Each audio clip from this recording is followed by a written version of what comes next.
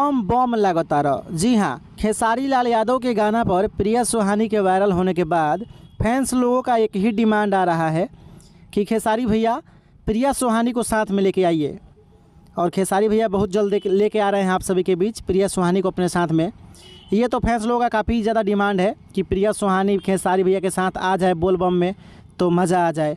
और एक गाना आ रहा है खेसारी लाल यादव जी का, गाना का टाइटल है बम बम लगातार, रक्षा गुप्ता के साथ। और देख सकते हैं खेसारी लाल यादव जी और खुशी कक्कर ने इस गाने को गाए हैं। अखिलेश कश्यप जी गाने को लिखे हैं और म्यूज़िक डायरेक्टर आर्या शर्मा हैं।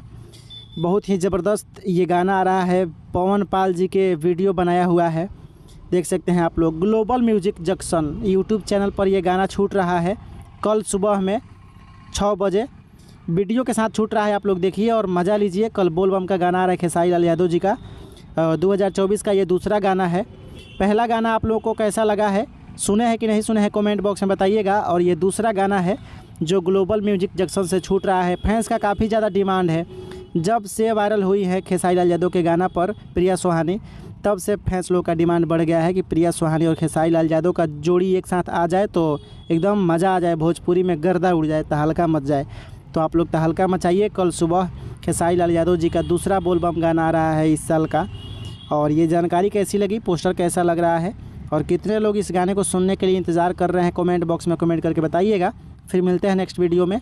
Thank you.